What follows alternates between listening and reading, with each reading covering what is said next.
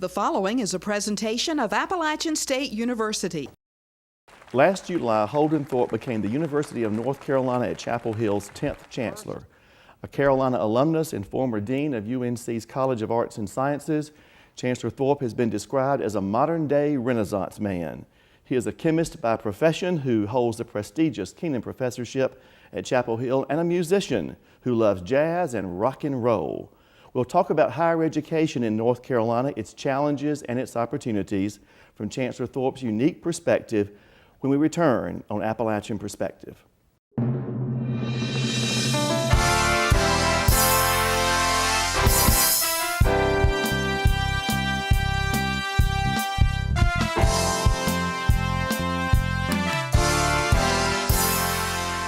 Welcome to Appalachian Perspective. My guest today is my colleague and my friend, Chancellor Holden Thorpe from the University of North Carolina at Chapel Hill. Holden, welcome to Appalachian. It's great to be here, Ken. Thanks so much for having me. Now let's just get right to it. 2 days ago it all happened. The headlines around the nation. I picked up the Charlotte Observer and there it is. Front page, not sports page, front page, swish.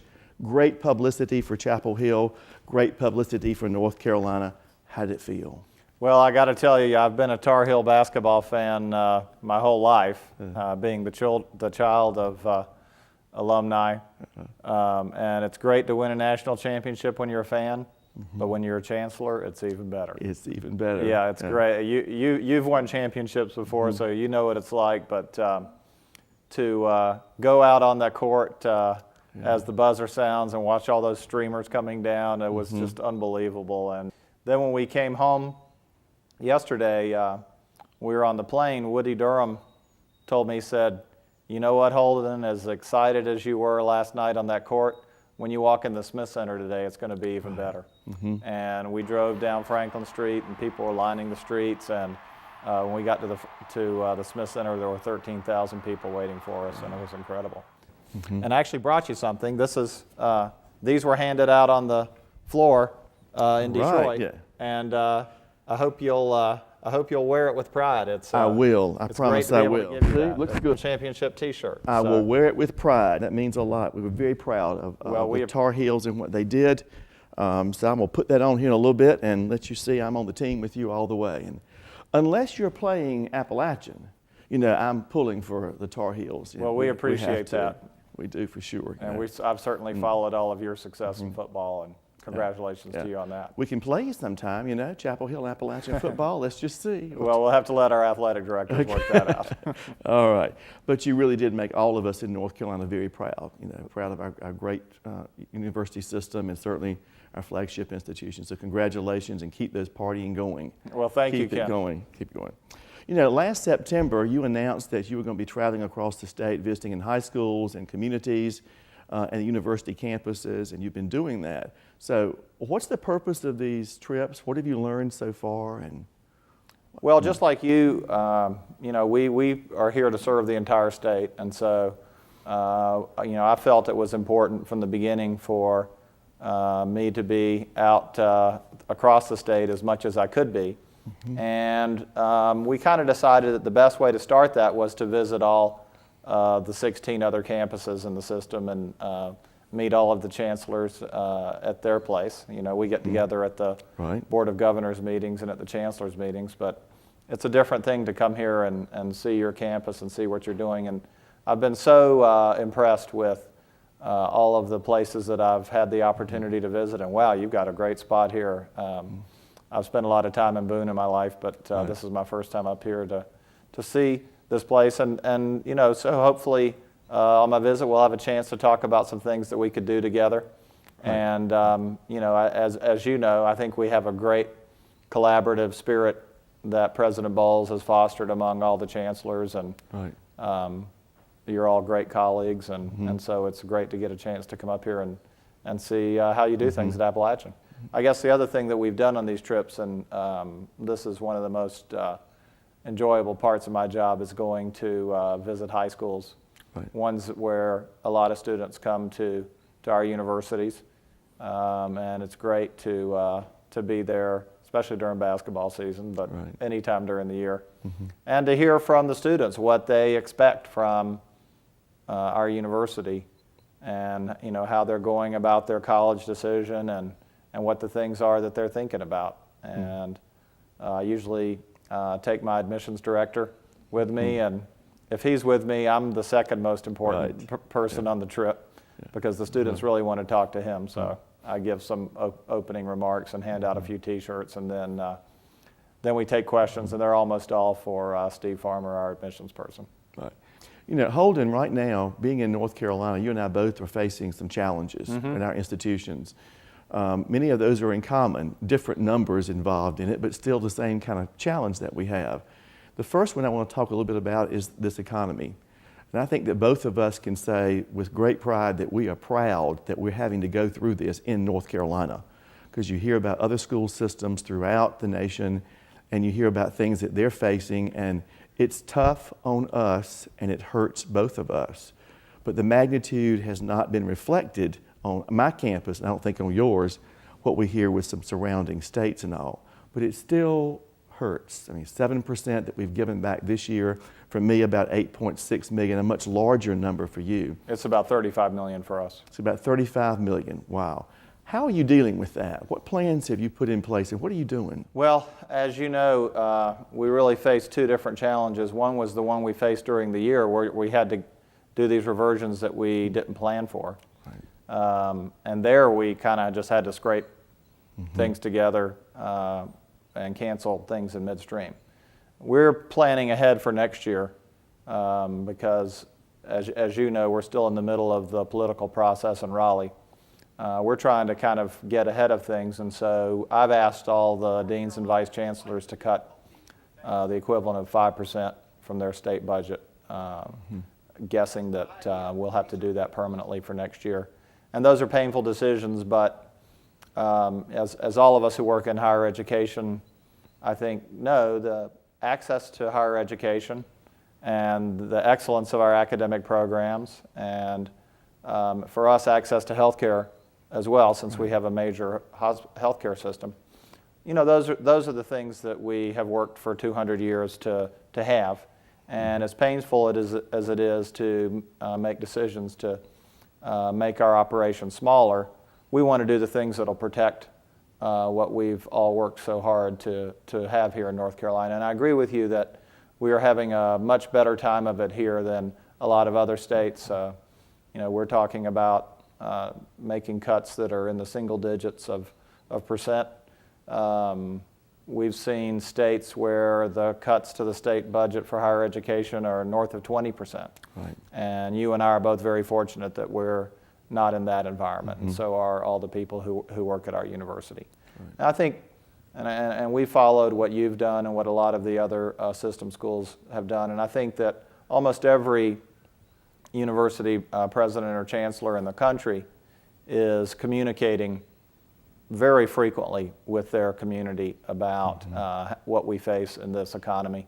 And we continue to do that and think about what information we can share to help people understand the decisions that we have to make and the things that they need to plan for. Right. So we have some challenges to deal with now. We're facing issues of larger classes, and perhaps it may delay graduation for some young people because we can't offer the classes that they really need. So it's tough times for us here. Do you see any impact upon that with your admissions with next year's freshman class? Are you going to limit that, or? Well, we're on track to grow by 30 or 40 first-year students in the fall. Okay. We plan to stick with that. We don't see any changes in the budget that are big enough to force us to want to deviate from that. As you know, the legislature typically gives us some enrollment increase money. Right. And we want to get that, as yes. I'm sure you do. Yes. So, we've been kind of growing by 30 or 40 first-year students every year, and I think we'll continue that as long as the legislature and the governor continue to fund enrollment growth. This growth thing goes to this next topic, a challenge for us, and that deals really with growth on campus in terms of the facilities that you need. And on your campus, you have some great, exciting plans, I think, about Carolina North. Talk about that for a little bit. Well, the university has about 1,000 acres that that are north of the campus by a little bit, and we've spent the last 10 years or so trying to figure out how we would develop that. We see it as a place to really rethink how a living, learning community can be built. And it's really going to be a campus for us, but it's not going to be an undergraduate campus. One of the things that we want to do is to move programs there that don't have a lot of interaction with the undergraduates and the undergraduate campus so that we can keep our main campus as the primary place for undergraduate education. So we're going to start by moving the law school there. And in this economy, we're on hold in terms of precisely when we'll be able to begin that, but we are reaching the end of a process with the town of Chapel Hill to develop a development agreement by which we'll be able to develop the Carolina North site. And it's going to be exciting. We're going to have housing there. We're going to have recreation and retail. And hopefully it's going to be a place where, initially in the law school, but ultimately where students will live and do research and go to classes so that, it'll be a walkable, transit-oriented community and the kind of thing that, you get to do if you're building a campus from scratch in today's world. Yeah, right. Now, how far is that from the main campus? It's only a little over a mile. Okay.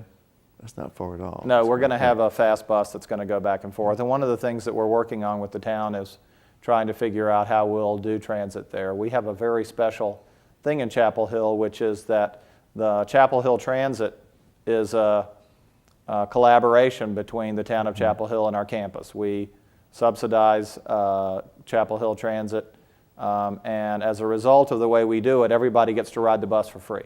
Right. And so as we develop Carolina North, we have to rethink how that partnership will accommodate that, and that's one of the most important things that we have to work on. But we agree with the town that we want people on the buses and going back and forth and not driving around in their cars.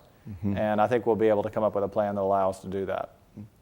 I can't recall from the budget process, is the planning money in there? Did you lose it last year? Yes, we had money for the law school that was in the budget for this year. Right. But it was part of the cash that was being made available for construction, and as you know, that's been frozen, and it doesn't look like it will be back in this year. It's not in either of the two budgets that we've seen so far, the governor's budget or the Senate budget. So we're on hold there. We do have another project, which is a research facility called the Innovation Center that we're doing in collaboration with a private partner. And we believe that they'll be ready to move forward on that perhaps before we get going on the law school. Okay. So it's possible that we'll have a shovel in the ground out there in the next 12 to 18 months. Okay, well, I hope so. Thank you. Yeah. Also, we both live in communities where we haven't seen a dramatic decrease in housing price around. So that's a challenge for us here to have affordable housing for faculty and staff coming. The salaries that we offer are as competitive as we can provide, but to fit in the market where we are, it's a challenge.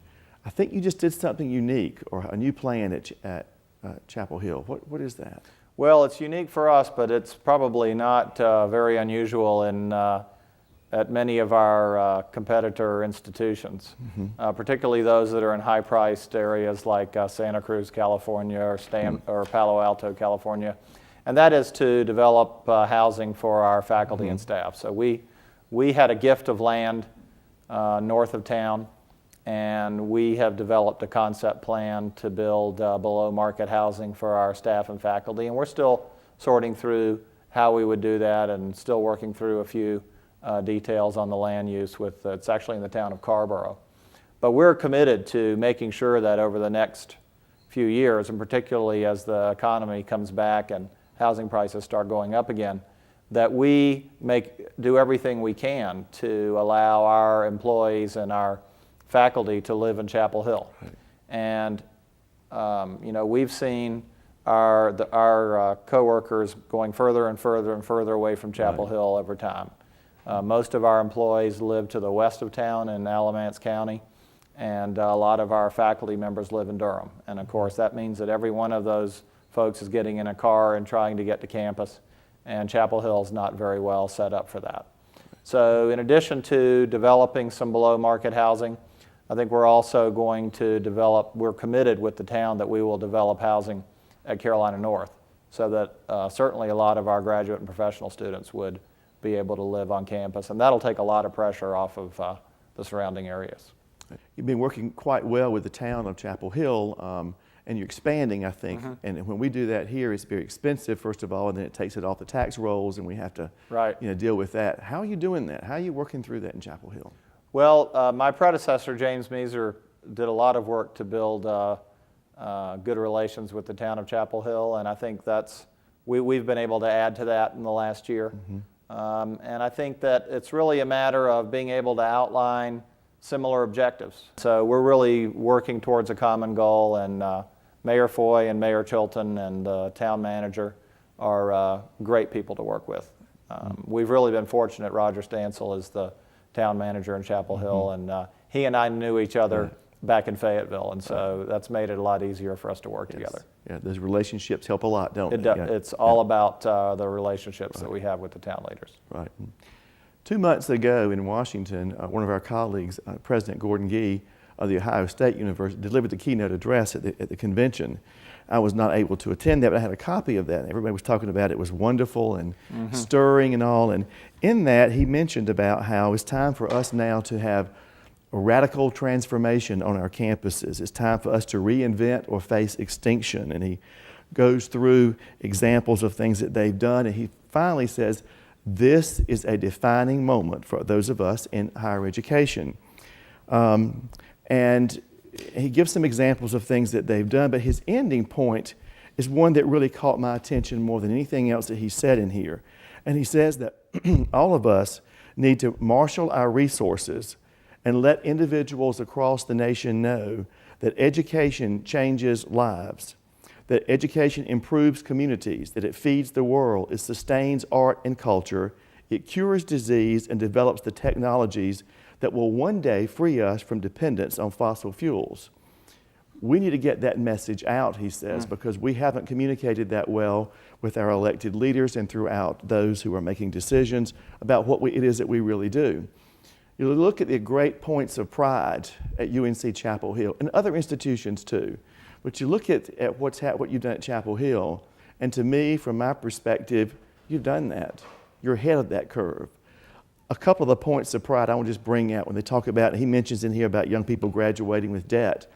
UNC Chapel Hill, for 8 years in a row, picked by Kiplinger as the best value in public higher education. Now, Holden, I'm proud Appalachian's on that list, but we're not number one, but I am from North Carolina, and that's a great pride for us to be able to say to others, I'm from North Carolina, and our flagship institution is known throughout as the best, not one of the best value in public higher education for 8 consecutive years. So I congratulate you on that. I think that puts you on this page of what he's talking about here. The debt they graduate with here from your institution and mine probably does not compare to the debt they would have at other institutions. I think we are sensitive to that. And then I'd like for you to comment a little bit about the Carolina Covenant Scholars Program.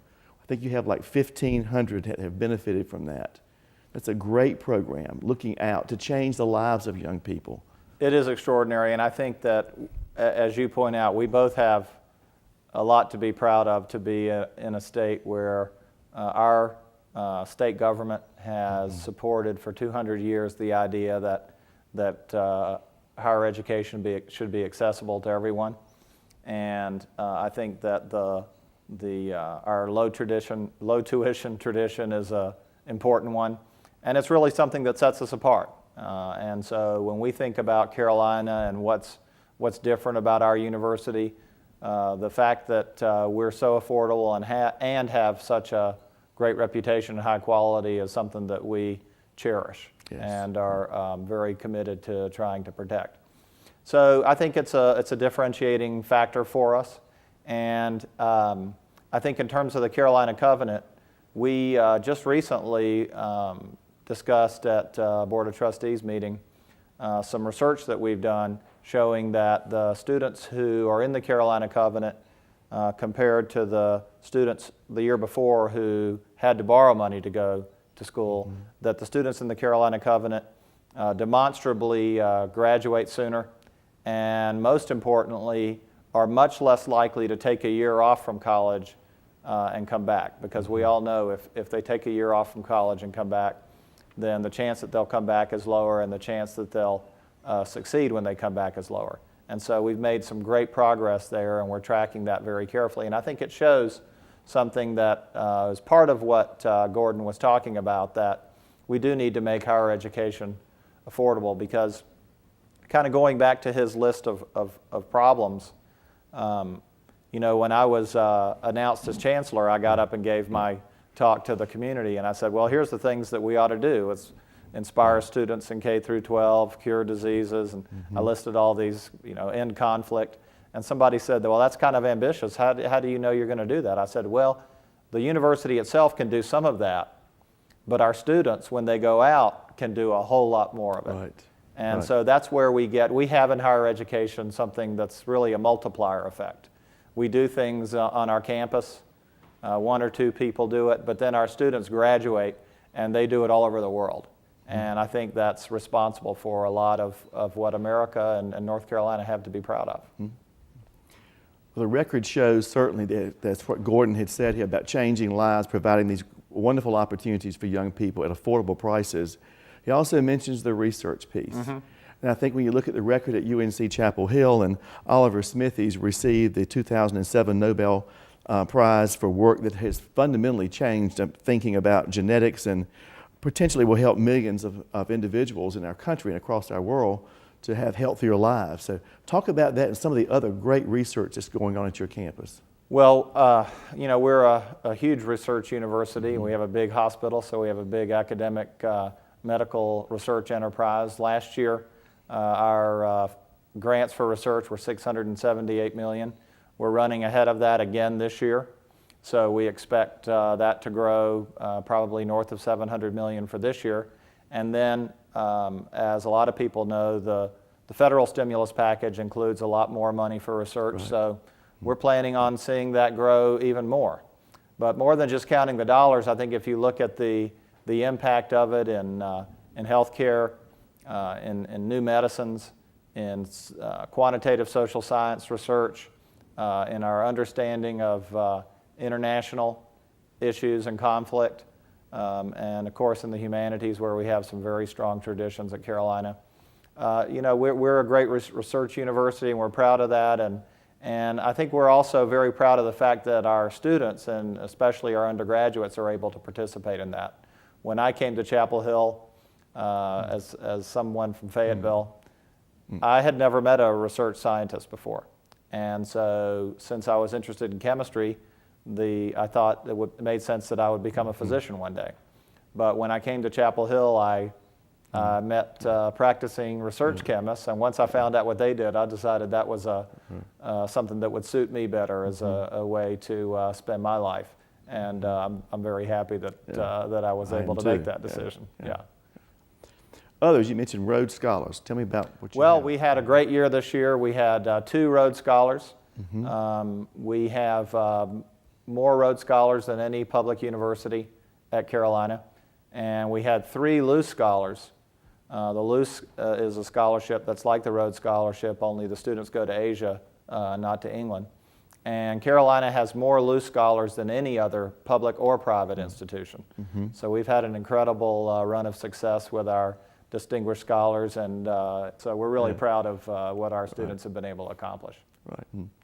Well, you've got the story. Appalachian has a story too, not to the magnitude of Chapel Hill, but I think the challenge for both of us is to take President Gee's advice and just get that message that's out there, because it's outstanding what that university is doing for our state and for our world, actually, with the research that's there. So you've got it. It's affordable and low debt, taking those who don't have financial resources and make it available for them to go to college, transforming their lives, giving them that hope and that opportunity for a bright future. And the research work is something that all of us appreciate and are very proud of. So, let's talk just a little bit about Holden Thorpe, the man. Your children, you have 2 children, right? I do. My son's 14, and I have a daughter his name is John, and I have a daughter, Emma, who's 10. They were both in Detroit with us, and John and I were in Memphis, so it's been a fun basketball season for the Thorpe family. Good. And of course, my wife, a lot of people comment about what an enthusiastic basketball fan she is. Good. You can't help but catch the spirit when you're in there and you're winning like that. You just got to catch it. Oh, it's it has exciting. to happen. Yeah, it is. It's exciting. All right, and then down to you, the musician here. And I happen to have this picture here that goes back a little bit, and your group's name was The Hang. These are three guys I went to high school with. That's me there. Yeah. In 1979, I think. I played the guitar in that band, and we did, after I was named chancellor, I got all these emails, and I heard from both of those guys, and so we cooked up the idea of having a reunion, and we got together in Carborough one night and had some of our friends there and played some of our old material. So you still play some yourself for fun? Yes, mostly for fun. I play a keyboard in a band with a singer who works at the university and 4 other guys from Chapel Hill, and we play mostly during the summertime when you can play outside, and we play at a number of university events. The singer and I did the national anthem a few times for basketball this year, including before the Georgia Tech men's basketball game. So that was quite an exciting experience. Yes, it would be. I've never played for 21,000 people who are standing at attention, so that was quite a heady experience. Holden, I had the privilege of attending your installation. It was outstanding. Your comments were great. Your guest, Alan Greganis from my hometown, was just outstanding. He always just walks on the edge a little bit here, and we did a great job that day, and I was very proud to be there. One thing that you did that I've heard many people comment, I'd like for you to do again today, is the University of North Carolina abridged version. And I think it's 119 words, and you captured the entire history of the university, which is a rich, full history. And it can't be done in 119 words, but you did it. And you called it, and I think it shows a sense of humor and some creativity. It shows that art side of you coming out. Do it again for us. As you point out, we do have an extraordinary rich history. And if you got up and told the whole thing, you wouldn't have a lot of time to talk about the future of the university. So I was trying to come up with a way to get the important points across and still leave some time to talk about my vision for Carolina and what we wanted to accomplish. So here we go. This is the history of the University of North Carolina abridged.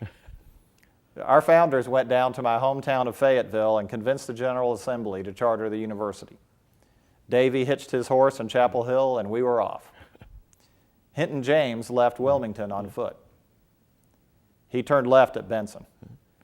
Eventually, he made it to class. We closed the university, and then we opened it again. Frank Graham went to the U.S. Senate. Before he left, Mrs. Graham made cookies. Bob House played the harmonica. Bill Friday, Bill Aycock, and Fayetteville's own Paul Dixon got the speaker ban law overturned. We admitted women, and we integrated. James Taylor went to Abbey Road Studios and recorded Carolina in My Mind. Michael Jordan made the shot, and here we are. Thank you very much for that. Sure. And that abridged history of the UNC Chapel Hill certainly makes history for all of us. But you're going to make more history. I look forward to working with you. Thank you for being on Appalachian Perspective, and I'm proud to have you as my colleague and my friend. Now, one more thing about this championship here. Tell me the impact. How much are you going to sell from this? Well, what's it going to be? We're going to well, we don't know, but I can tell you that the T-shirts and shops on Franklin Street are having a good week. That looks great on you. In 2005, we didn't see a huge bump in enrollment. I think people think of Carolina as a basketball school, so if they're interested in basketball, they're going to come to Carolina. But I think where we do see certainly an economic impact is in the sale of our merchandise with our logo on it, and we're proud of the fact that at Carolina, 100% of the revenue that we get from the sale of our licensed merchandise goes for academic scholarships. Right, great. Well, Holden, we're proud of you. We're proud of UNC Chapel Hill. Thank you for being here today. Thanks for bringing me my championship T-shirt. I will wear it with great pride. Okay, thank you, Kenan. Thanks for being such a great colleague. It's great to be here. Thank you.